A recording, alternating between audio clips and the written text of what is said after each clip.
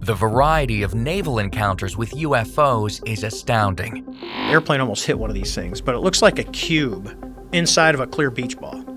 So they don't know if it's actually like a surrounding or you don't know if it's a force field. And you see kind of in the gimbal video, it's got like an aura around it. You've got an object coming from above 80,000 feet. So I'll just tell you that 80,000, it's somewhere around 70 to 80,000 feet is where you can actually start to see the curvature of the Earth. So that's considered space. So they're coming from above that. They're coming straight down. They stop at around 20,000 feet. They hang out for 3 hours, and then they go straight back up. So, and I know you had Elon on the show. So SpaceX is really excited because they can launch a rocket, and then they can have the booster come back to Earth and actually land on a pad. Very impressive engineering feat.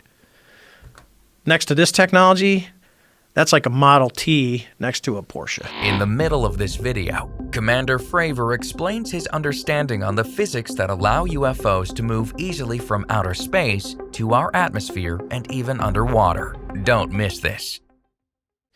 These things were so prevalent out off the east coast of the United States, and there's a couple of them. So there's we're going to talk. What they started seeing originally was these things, and one of them an airplane almost hit one of these things, but it looks like a cube inside of a clear beach ball. So they don't know if it's actually like a surrounding or you don't know if it's a force field. And you see kind of in the gimbal video, it's got like an aura around it where ours didn't. I always laugh. I go, ours was a Tic Tac. These are not. That means there's different stuff out there that we don't know. But they had 2 airplanes flying, and we fly when we go out to train. We have a distance. We'll just say we're a mile apart. As we're flying out, so they're flying out, and the airplanes are deployed. We call it combat spread. And one of the airplanes almost hits one of these, goes close down like 50 feet down the side, and almost hits one of these floating cubes inside of the beach ball. And someone goes, "Wow, it's a balloon." It's not a balloon. I mean, these things are literally sitting still. They're no effect from the wind. So if you got 90 knots of wind and they talk about it, these things are just sitting there. So 60 or 70 people had seen it because the radars, the newer radar in the Super Hornets is extremely, extremely capable. Okay. And at first when they started seeing stuff, they were like, it's just like, maybe it's the radar just giving me a false target. That radar really doesn't give false targets.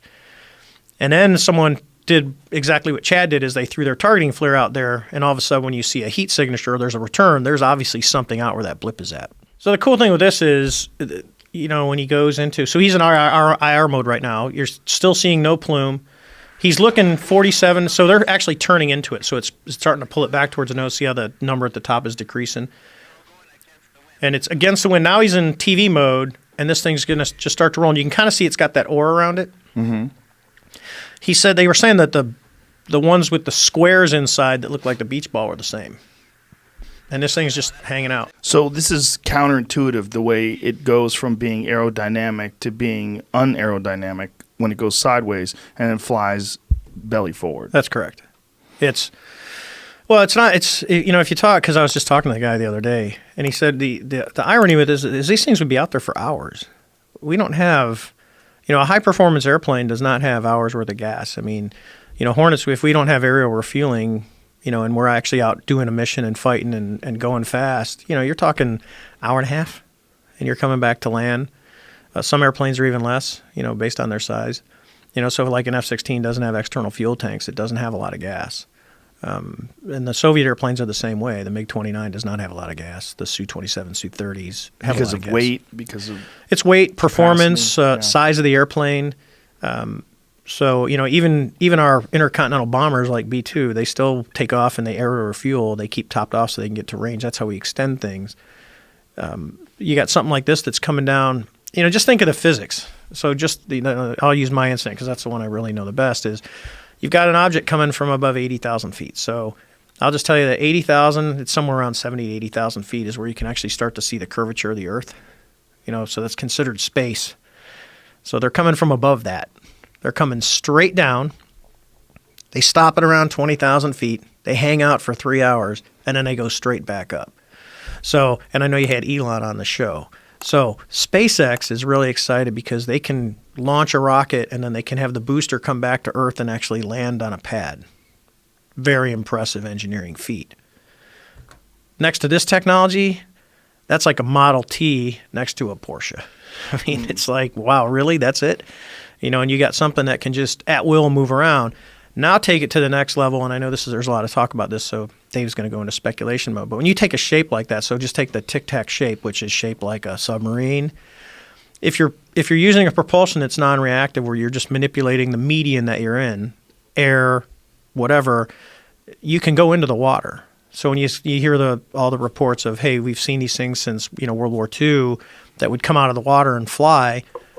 If you have a technology like this, as long as the object is sealed where you're not going to get water inside of it, there's nothing that says you can't do that. Because all you're doing is you're not, where a jet engine sucks in air and blows it out the back, or a propeller actually pushes the water, it's a force. Now you've got something that's actually manipulating the gravity field, and it's just moving through a void. Whoa. Then air, you could literally, in theory, fly, go into the ocean, cruise around, pop back up, fly around, go to space. You remove the barriers of the normal propulsion that we have today.